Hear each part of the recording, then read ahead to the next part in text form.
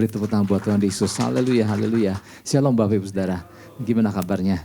Wow, luar biasa. Semangat sekali ya. Oke, puji Tuhan. Kita sama-sama tangkap apa yang jadi pesan Tuhan buat kita semua, saya Bapak Ibu dan Saudara. Pesannya adalah Tuhan tidak pernah melupakan umatnya. Katakan amin. Wow, kita beri tepuk tangan dulu buat Tuhan Yesus. Waktu Tuhan kasih kita pesan ini, rasanya ada yang udah merasa bahwa aduh kayaknya mah gua gak diperhatikan lagi sama Tuhan. Kayaknya mah Tuhan udah lupa. Ya. Tapi enggak, lewat pesannya ini Bapak Ibu Saudara, Tuhan lagi menguatkan setiap kita. Bahwa dia gak pernah lupa sama kita. Dia gak pernah lupa sama janjinya terhadap kita umatnya. Dia gak pernah lupa akan apa yang akan ia lakukan di hari-hari ke depan.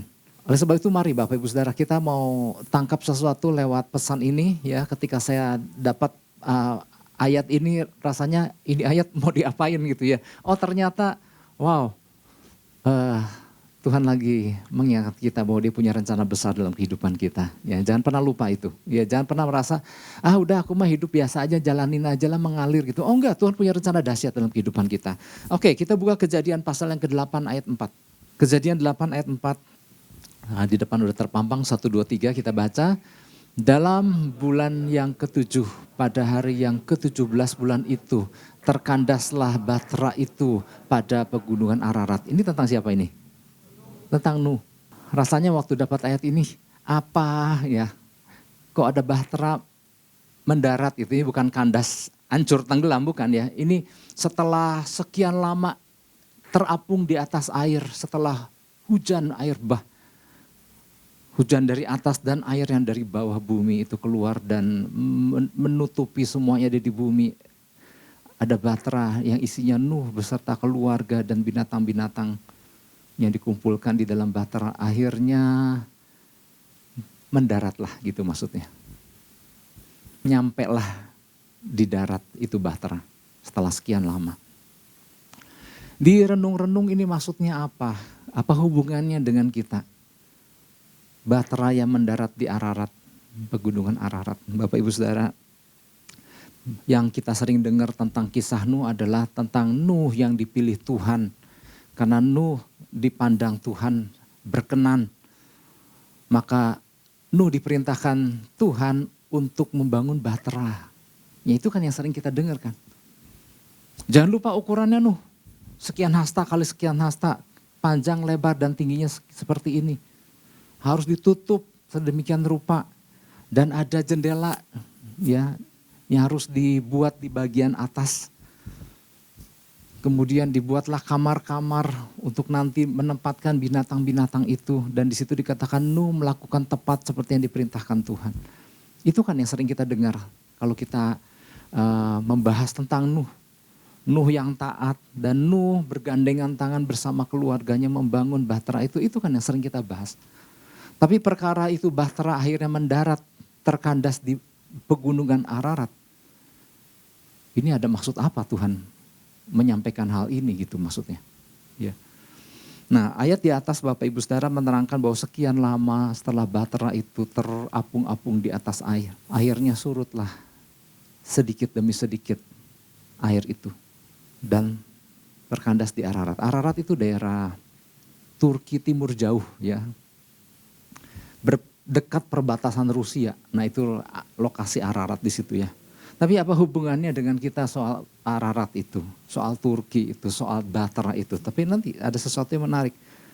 Nah kalau kita membahas tentang pasal 8, pasal 8 kan tentang bagaimana akhirnya bahtera itu, air menjadi reda dan bahtera itu mendarat dan bagaimana siap-siap untuk keluar. Ini gak bisa dilepaskan dengan pasal sebelumnya, pasal 7. Ini kan pasal 8, gak bisa dilepaskan dengan pasal 7. Pasal 7 adalah tentang bagaimana setelah Nuh selesai membangun bahtera. Setelah Nuh selesai membangun bahtera, Tuhan berfirman, Nuh segera masuklah ke dalam bahtera. Waktu Nuh masuk itu gak langsung hujan. Nuh kan gak tahu nih apa yang akan terjadi. Nah di sini dikatakan, kalau kita perhatikan ternyata gini, pasal 7, pasal 8 banyak bicara soal detail, banyak bicara soal angka. Artinya Tuhan kita ini memperhatikan perkara-perkara yang rinci, perkara-perkara yang detail. Secara detail pasal 7 memberikan data lengkap berupa angka-angka yang menerangkan banyak hal. Misalnya, Nuh memasuki Bahtera itu pada usia Nuh yang keberapa. Di situ tercatat pada usia 600 tahun. Nuh masuk Bahtera. Kenapa? Ternyata ada hubungannya nanti.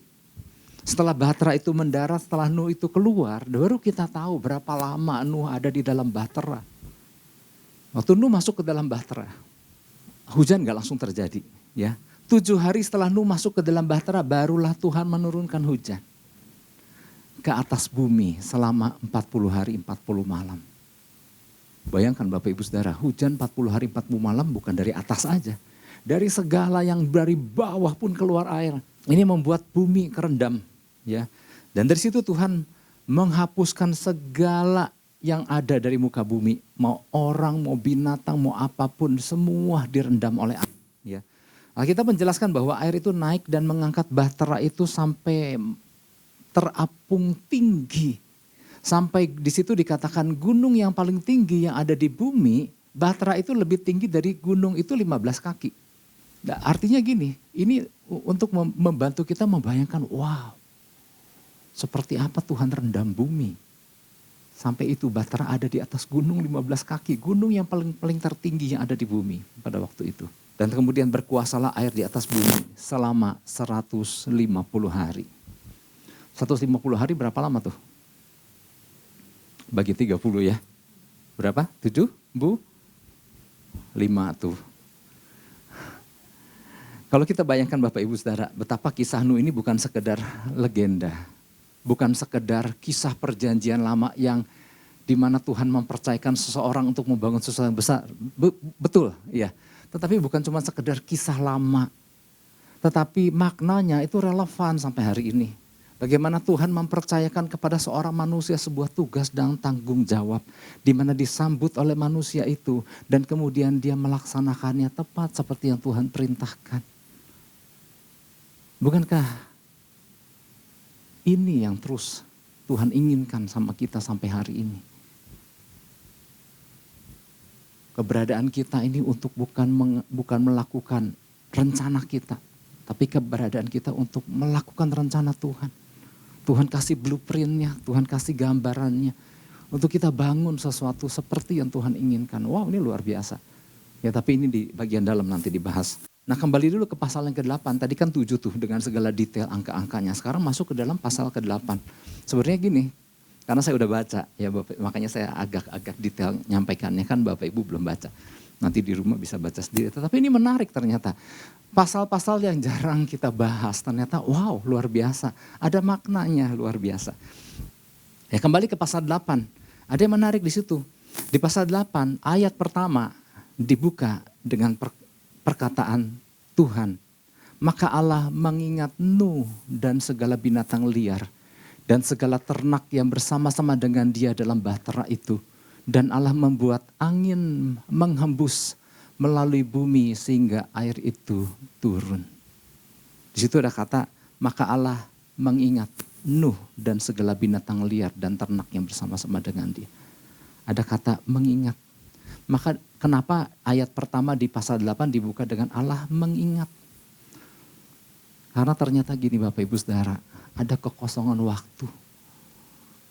Di mana Tuhan selama masa sejak Tuhan menyuruh Nuh masuk bahtera, di situ Tuhan udah nggak bicara apa-apa lagi. Nuh masuk bahtera dan kemudian menantikan apa yang selanjutnya Tuhan mau lakukan, tetapi itulah masa-masa di mana ada kekosongan, ada kesendirian. Belum lagi ditambah 150 hari. Setelah hujan 40 hari 40 malam, kemudian bahtera itu terombang-ambing 150 hari. Di situ benar-benar ada di dalam keheningan Nuh. Keheningan yang artinya biasa dengar arahan dari Tuhan selama masa itu. Kita berpikir, halah cuma 150 hari, gua 20 tahun Tuhan gak bicara sama apa-apa. Enggak, bukan. Buat Nuh yang terbiasa membangun hubungan sama Tuhan. Dan ternyata Bapak Ibu Saudara setelah diteliti bukan cuma sekedar 150 tahun. Karena gini, yang menariknya di pasal 8 Tuhan baru bicara lagi pada saat usia Nuh 601 tahun. 2 bulan 17 hari. Ada sekitar 1 tahun 2 bulan. Ada masa kekosongan di mana benar-benar Nuh nggak tahu apa yang mesti dia lakukan. Kecuali nunggu. Nuh merasa Tuhan kemana? Nuh merasa ya ampun, apa cuma dilepas begitu aja?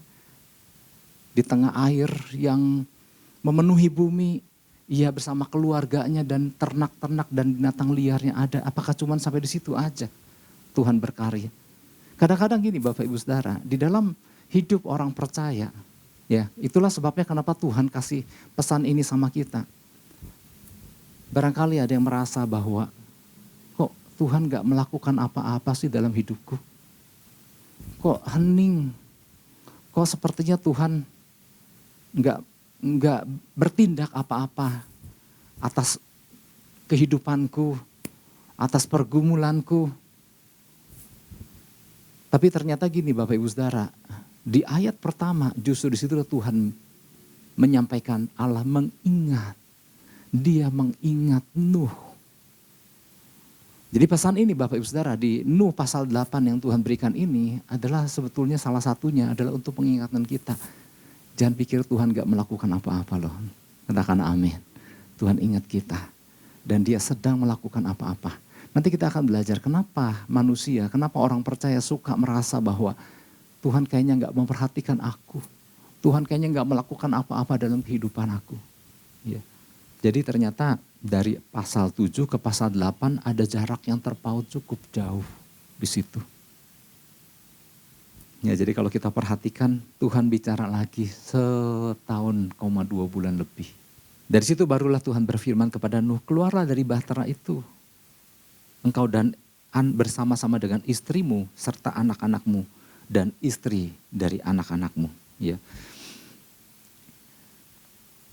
Bagi kita yang baca Alkitab Nuh, bagian ini mungkin kita baca dengan cepat atau saya nggak tahu ya. Tetapi rasanya Bapak Ibu Saudara seringkali kita nggak memperhatikan. 1 tahun 2 bulan itu lama loh. Kita bacanya terlalu cepat. Bagi Nuh, rasanya itu kekosongan yang paling panjang dalam hidupnya. Kemanakah Tuhan? Di manakah Tuhan? Ya, Tuhan sepertinya entah di mana dan sepertinya seperti udah lupa. Ya, nah inilah yang menjadi pesan Tuhan. Pesan Tuhan buat kita adalah gini, Tuhan mau menyampaikan sesuatu kepada kita bahwa ia gak pernah melupakan kita. Ya itu ya. Seperti yang Tuhan katakan kepada Nuh di masa keheningan, Allah mengingat Nuh dan segala binatang liar dan ternak. Demikian pula Tuhan sedang mengatakan yang sama kepada saya Bapak Ibu dan Saudara, bahwa ia sedang mengingat kita dengan segala apa yang kita bawa dalam rombongan kita. Kalau Nuh beserta dengan keluarga dan ternak liar, binatang liar dan ternaknya, kita mungkin dengan segala bebawaan kita. Tuhan ingat. Katakan amin. Tuhan tahu persis detailnya. Mungkin kita pernah dengar cerita sedih, kisah-kisah tragis. Bagaimana ada seorang anak yang ditinggalkan sama orang tuanya begitu aja di pinggir jalan. Beberapa waktu lalu mungkin ada yang terima, ya biasalah kiriman-kiriman video gitu kan. Ada seorang anak yang ditinggalkan begitu saja sama orang tuanya. Dan orang tuanya kemudian pergi. Artinya kok tega-teganya gitu. Tetapi karena banyak yang terjadi seperti ini, maka banyak manusia menyangka bahwa Tuhan juga bisa begitu. Tuhan juga bisa melupakan kita. Oh enggak.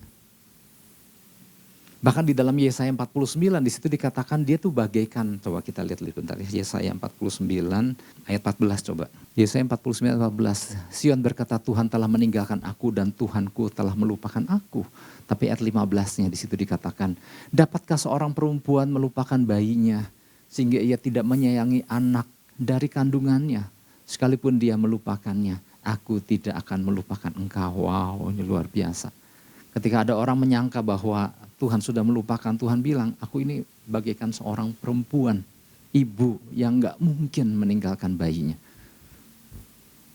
Wah, betapa luar biasanya. Ya jadi mari Bapak Ibu Saudara, kalau ada yang merasa, Tuhan kemana sih? Emangnya apa dia gak tahu dengan apa yang sedang aku hadapi? Oh dia sangat tahu. Dia sangat tahu. Ya, nanti di bagian dalam ya ada penjelasan yang lebih detail. Ya, apa yang seringkali membuat kita, apa yang seringkali membuat orang percaya suka menyangka bahwa Tuhan sepertinya telah membiarkan dirinya. Ada beberapa penyebab. Ya, yang pertama adalah gini, ketika si orang percaya menghendaki Tuhan melakukan tepat seperti yang dia ingini. Tuhan kan gak melakukan seperti yang kita ingini kan. Tuhan melakukan seperti yang Tuhan ingini buat kita. Tapi seringkali kita sebagai orang percaya suka merindukan Tuhan, ayo dong lakukan seperti yang aku ingini. Yang mana seringkali kecewa. Ya, kenapa orang kecewa? Karena punya ekspektasi yang salah. Kenapa orang kecewa? Karena dia merasa orang lain harus melakukan seperti yang dia inginkan. Dan ternyata kan enggak, kecewa. Kenapa orang kecewa? Karena seringkali orang ingin Tuhan melakukan seperti yang dia inginkan. Dan Tuhan enggak melakukan seperti yang kita inginkan. Kecewa lagi sama Tuhan. Oleh sebab itu mari tanamkan di dalam diri kita bahwa kita melakukan apa yang seperti yang Tuhan inginkan. Dan Tuhan melakukan seperti yang dia inginkan. Maka selaraslah, ketemulah. Ya. Maka itulah kunci dalam kehidupan berkomunitas. Kalau kita pengen bawa karap sendiri, bahwa segala sesuatu harus terjadi menurut maunya dia, nah seringkali kita kecewa. Nah demikian pula kehidupan orang percaya. Kenapa seringkali merasa Tuhan sedang meninggalkan dan gak melakukan apa-apa? Karena gini, merasa Tuhan membiarkan dia karena gak melakukan seperti yang dia inginkan. Oh memang bukan begitu cara mainnya. Tuhan punya waktu dan caranya. Tuhan punya apa? Waktu dan caranya.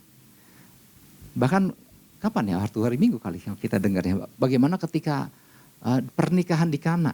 Kan tuan rumah kan kehabisan anggur kan. Kemudian Maria, ibu Yesus kan bilang sama Yesus, mereka kehabisan anggur tuh. Kemudian apa jawab Yesus? Mau apakah engkau ibu karena waktuku belum tiba? Tuhan punya waktunya sendiri. Punya caranya sendiri. Dan kita seringkali pengen Tuhan melakukan seperti yang kita inginkan dengan cara kita. Yang mana bukan itu cara kerjanya. Sehingga makanya gak sedikit orang merasa kemana sih Tuhan? Kok Tuhan gak memperhatikan aku? Ya, jadi itu yang pertama. Ya, kenapa orang percaya suka menyangka Tuhan seperti yang membiarkan dirinya? Ketika menghendaki Tuhan melakukan seperti yang si orang itu inginkan. Kenapa seringkali orang percaya merasa Tuhan meninggalkan? Ya, ini alasan yang kedua. Ini belum masuk poin. Ketika si orang percaya suka membandingkan dirinya dengan orang lain. Kan dia sama-sama awalnya dengan aku bergumul sama-sama. Kok dia kemudian mengalami progres demi progres, kok aku belum, kayaknya Tuhan pilih kasih. Karena Tuhan udah gak sayang lagi sama aku. Kenapa? Masing-masing orang beda. Kita sering dengar masing-masing kita punya tracknya sendiri-sendiri. Dan kita gak bisa membandingkan track kita dengan track pelari di sebelah kita. Ya kalau ini pertandingan kehidupan, bukan pertandingan di atletik. Kalau pertandingan di atletik kan start bareng, finish bareng. Tapi kalau pertandingan kehidupan memang digambarkan seperti trek lari. Tetapi kita nggak bisa membandingkan trek kita dengan trek orang lain. Cara Tuhan menjawab, cara Tuhan bertindak. Kita nggak bisa membandingkan diri kita dengan orang lain. Mungkin orang lain lebih cepat ditolong bukan artinya Tuhan lebih sayang dia, enggak. Tuhan punya rencana sendiri atas orang-orang yang itu, orang lain. Oke, jadi masuk poin nih. Berapa hal yang perlu kita pahami berkaitan dengan pesan Tuhan ini. Ya, agar kita senantiasa memahami bahwa Tuhan menaruh perhatian penuh sama kita. Yang pertama, Tuhan gak pernah melupakan anak-anaknya. Ia punya waktunya sendiri di dalam bertindak. Tuhan gak pernah melupakan anak-anaknya. Kita siapa? Kita anak-anaknya. Tuhan gak pernah melupakan kita. Namun ia punya waktunya sendiri di dalam bertindak. Tuhan punya waktunya sendiri. Kejadian 8 ayat 1 yang tadi ya. Maka Allah mengingat Nuh dan segala binatang liar dan segala ternak yang bersama-sama dengan dia dalam bahtera itu. Oke. Kata mengingat dalam bahasa aslinya adalah zakar. Zakar artinya to remember. Jadi memang kata mengingat ya artinya seperti itu. Tapi ada makna lain, tetapi nanti akan saya bahas. Jadi arti kata pertama dari mengingat ya nggak lupa. Tuhan mengingat, Tuhan remember ya. Memang awalnya seperti ada kesan Tuhan telah melupakan Nuh ya sekian lama di dalam bahtera, Bapak Ibu Saudara. Kalau kita ada di dalam posisi Nuh, di dalam bahtera. Bahtera Nuh kan bahtera yang dibuat kayak kotak sabun kan sebetulnya. Isinya penuh dengan binatang, nggak ada jendela. Kalau kita ada di kapal laut, kita masih bisa lihat keluar apa yang terjadi di luar. Kalau bahteranya Nuh, jendelanya tuh ada di atas, hanya bisa lihat ke atas. Dan gak tahu apa yang terjadi. Pada saat hujan lebat turun, lu gak lihat apa yang sedang terjadi. Kayaknya mengerikan kan, semua orang direndam, semua binatang kan direndam dengan air. Terjadi pemusnahan massal karena Tuhan melihat, wow ternyata kejahatan manusia sudah demikian luar biasa pada waktu itu. Nah tapi yang ada di dalam kan terus terapung-apung di atas air. Ya, si baterainya itu ke kiri, ke kanan, ya, ke depan, ke belakang kita nggak tahu. Dan itu 150 hari lebih. Bahkan 150 tuh di atas airnya terapungnya. Belum nanti nunggu di pasal 8 itu Nuh, oke, nggak langsung turun begitu masuk 150 hari. Nunggu air turun dulu. Makanya Tuhan pakai membuat angin menghembus melalui bumi sehingga air itu turun.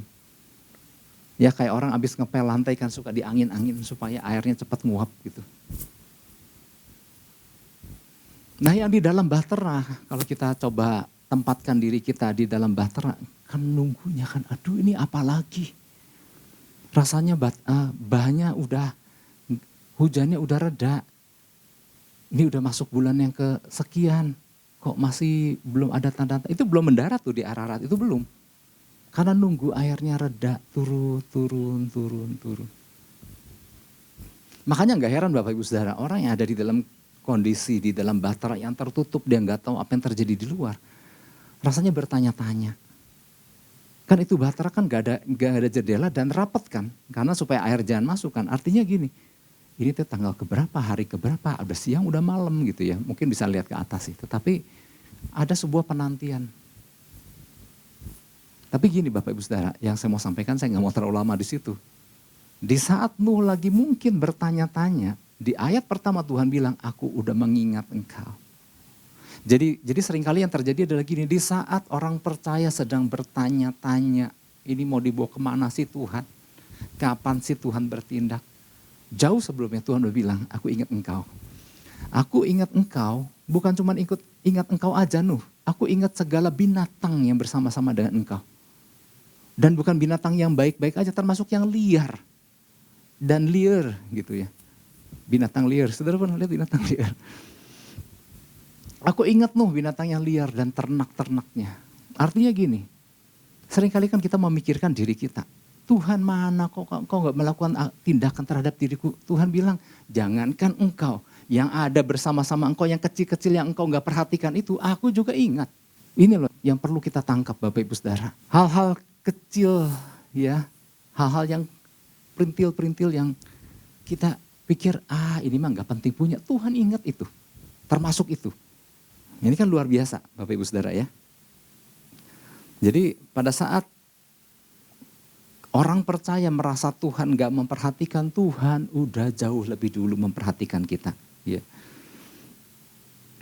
Nah oleh sebab itu jadi apa yang harus dilakukan? Nah apabila kita berada di dalam keadaan seperti itu, saya gak tahu ya masing-masing kita, tetapi waktu Tuhan kasih pesan ini, Tuhan melihat. Ya mungkin ada orang-orang percaya yang bertanya-tanya seperti itu. Nah jadi apa yang harus kita lakukan nih kalau ada di dalam kondisi seperti itu? Nah minimal jangan terburu-buru berpikir bahwa Tuhan gak peduli. Jangan terburu-buru berpikir bahwa Tuhan pilih kasih. Jangan terburu-buru berpikir bahwa Tuhan sudah meninggalkan. Oh enggak. Ya. Yang sering meninggalkan tuh manusianya. Tuhan gak pernah meninggalkan. Nah minimal 3 hal. Kalau apa yang harus kita lakukan. Ini masih poin 1 ya. Lihat ke belakang. Artinya gini. 3 hal itu gini. Lihat ke belakang. Lihat apa yang sedang Tuhan lakukan dan lihat apa yang akan Tuhan lakukan dalam kehidupan kita. Tuhan tuh kerjanya lengkap. Oke, lihat ke belakang, hari-hari ke belakang. Betapa penyertaan Tuhan atas kita. Ya, lihat akan rencananya ketika Tuhan pilih kita. Kalau kita dipilih sebagai anaknya, sebagai miliknya, artinya bukan tanpa tugas. Dan kalau Tuhan percayakan kita tugas, artinya Tuhan percayakan plus penyertaan. Pergilah dan jadikanlah semua bangsa muridku. Ya, baptislah, ajarlah dan lain-lain. Aku akan menyertai engkau sampai kesudahan zaman. Jadi kalau Tuhan kasih perintah, dia juga plus penyertaan. Nah kalau kita lihat ke belakang. Gini, sebelum Nuh lihat ke belakang. Kalau seringkali gini, apa yang membuat orang percaya seringkali merasa kayak Tuhan meninggalkan karena gini. Waktu dipilih dan diselamatkan Tuhan untuk sebuah tugas kerajaan, kemudian seringkali orang percaya jalan sendiri. Udah jalan sendiri kemudian mentok sendiri kan. Mentok sendiri kan kebingungan sendiri. Lalu kemudian berseru sama Tuhan supaya Tuhan beresin urusannya. Bukan begitu caranya. Pertama-tama harus kembali dulu ke tracknya Tuhan. Tangkap lagi rencana Tuhan atas kehidupan kita. Nah mungkin segala pikiran mungkin pernah berkecamuk juga dalam Nuh. Bayangkan di tengah di dalam bahtera tanpa ada kepastian kan. Tapi Nuh lihat ke belakang, wow. Nuh berpikir, bahtera ini kan aku yang bikin. Bahtera ini kan ukurannya besar. Dan kemudian dia mengingat ke belakang, ini kan Tuhan yang kasih perintah. Nuh buatlah bahtera ukuran sekian hasta kali sekian hasta, tinggi sekian hasta. Dengan sebuah gambar perencanaan istilahnya. Ini loh Nuh, Tuhan kasih gambar, bikin bahtera seperti gini. Ini kan gak mudah buat Nuh di zaman itu. Waktu masuk bahtera aja umurnya udah 600. Bisa dibayangkan kan satu apa waktu Nuh bikin bahtera itu. Ada yang bilang 100 tahun, berarti kan umur 500 dia bangun bahtera. Tetapi maksudnya gini, dia bangun dan bisa bayangkan. Kalau mau bicara detail nih, kayu gofirnya aja dapatnya bukan di daerah situ. Artinya, kalau bukan campur tangan Tuhan, nggak jadi itu bahtera. Tapi Nuh selesaikan. Berarti Nuh waktu lihat ke belakang, wow. Ini bahtera. Kalau bukan campur tangan Tuhan. Kalau bukan Tuhan punya rencana, nggak mungkin jadi. Inilah menguatkan Nuh. Waktu dia lihat ke belakang, kita perlu kadang lihat nengok ke belakang. Tuhan pilih kita untuk apa sih? Masa untuk jadi biasa? Masa dipilih untuk kemudian jadi biasa-biasa sama Tuhan? Kita diciptakan untuk terhubung, masa kemudian menjadi nggak terhubung?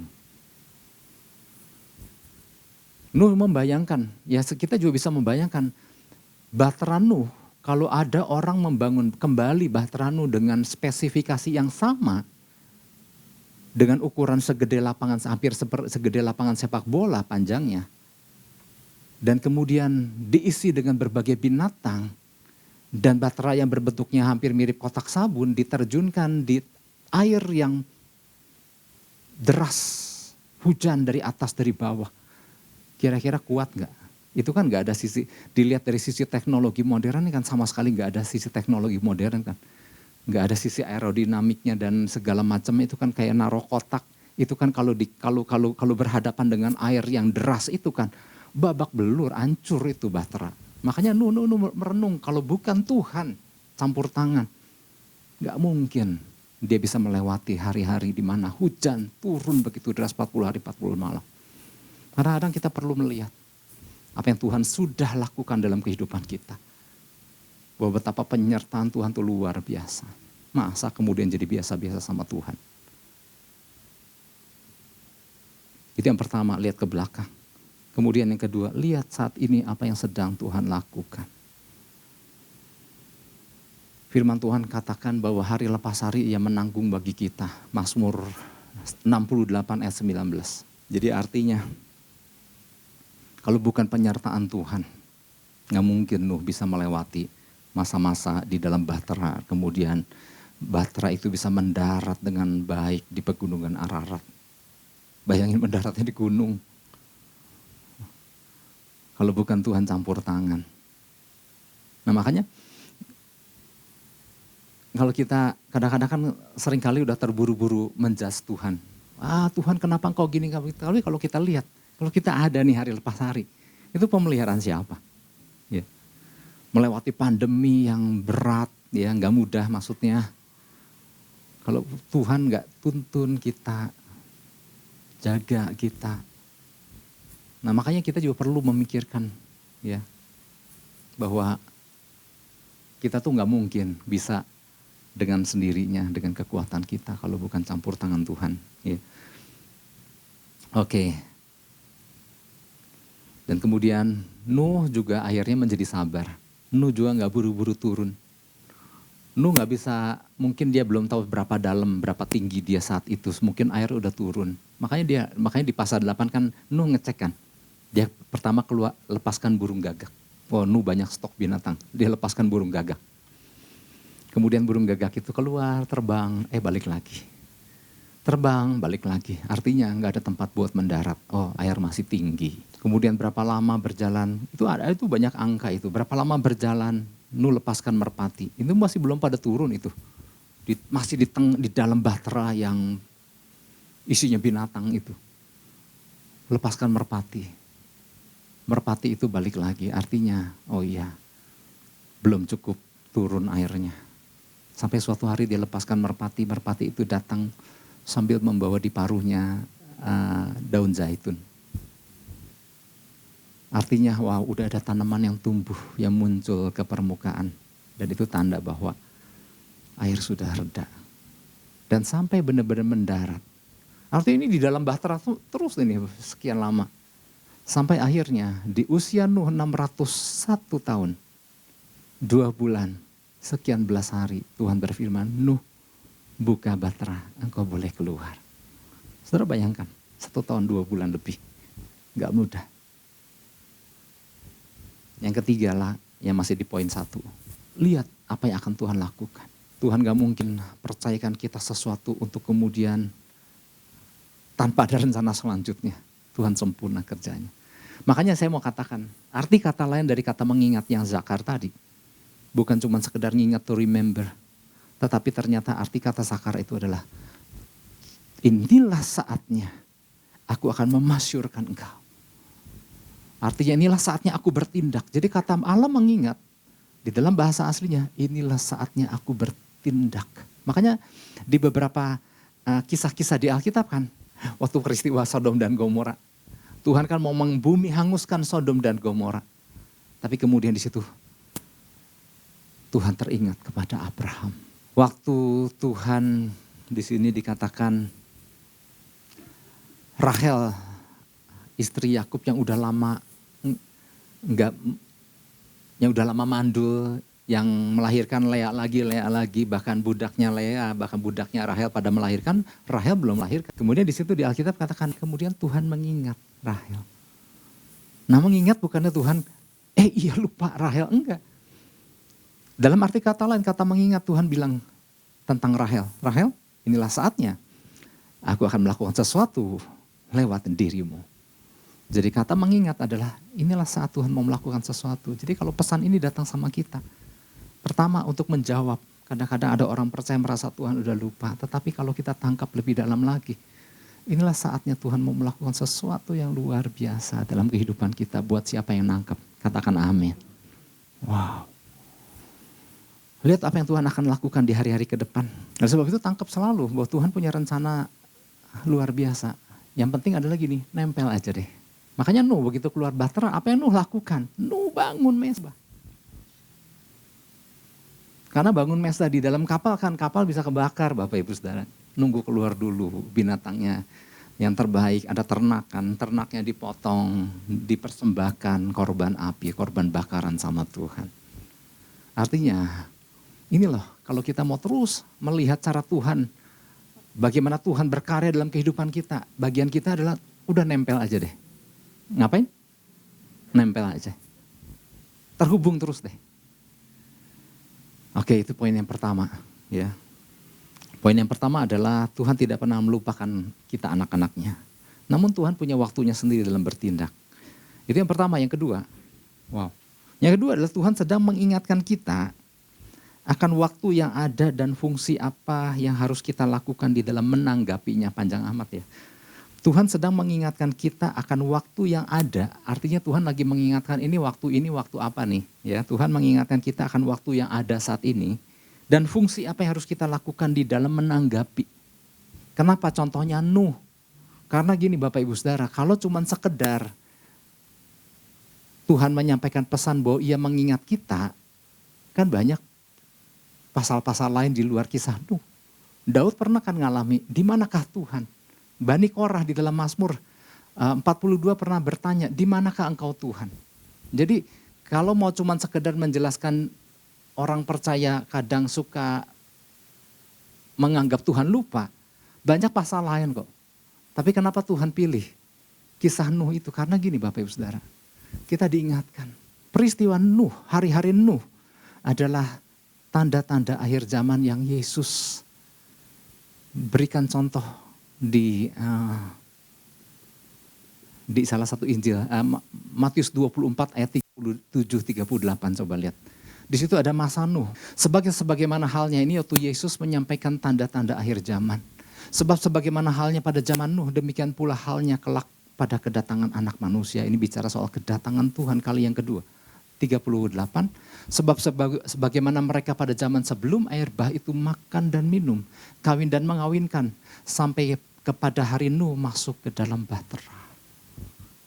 Jadi kalau Tuhan pakai kisah Nuh, artinya bukan cuma sekedar ngasih tahu bahwa Nuh ngalami kekosongan Allah di mana, enggak, bukan cuma itu aja. Kisah Nuh ini diberikan sama kita buat pesan, adalah untuk mengingat zaman apa, kedatangan Tuhan harus semakin mendekat. Tuhan mau kita bertindak sebagai orang-orang seperti Nuh yang nangkep rencana Tuhan. Artinya Tuhan mau kita lakukan fungsi kita. Jadi inilah bukan saatnya lagi kita, Tuhan mana kok gak ngurusin urusan aku. Ini bukan saatnya Tuhan ngurusin urusan kita. Inilah saatnya kita menanggapi urusan Tuhan. Katakan amin. Tuhan, aku siap untuk melakukan apa yang Engkau mau aku lakukan bersama keluargaku. Karena Nuh gak melakukan sendiri. Nuh melakukannya bersama istri, 3 anak, dan 3 mantunya. Artinya bersama-sama keluarga aku dan seisi keluargaku. Artinya kalau hari ini, jangankan nangkep rencana Tuhan, ngurusin pasangan aja kadang-kadang, ya ampun. Inilah saatnya mari. Kita bergandeng tangan, suami istri, katakan amin. Banyaknya kalau ditanya gini banyak yang perempuan ya. Suami istri bergandeng tangan, katakan amin. Nah lumayan mulai ada pria-pria menjawab. Karena gini, kita gak bisa melakukannya sendiri tanpa apa yang Tuhan, bersama dengan apa yang Tuhan percayakan dalam kehidupan kita. Bapak Ibu Saudara, saya gak panjang lebarkan, tetapi mari kita tangkap. Betul, Tuhan akan selalu mengingat kita dan saatnya adalah Tuhan mau melakukan sesuatu atas kehidupan masing-masing daripada kita. Tetapi jangan lupa lewat pesan ini juga, kalau Tuhan kasih Nuh, artinya mari kita lakukan seperti yang Nuh lakukan. Menanggapi rencana Tuhan bersama keluarga. Yang ngerti katakan amin dan beri tepuk tangan buat Tuhan Yesus. Haleluya.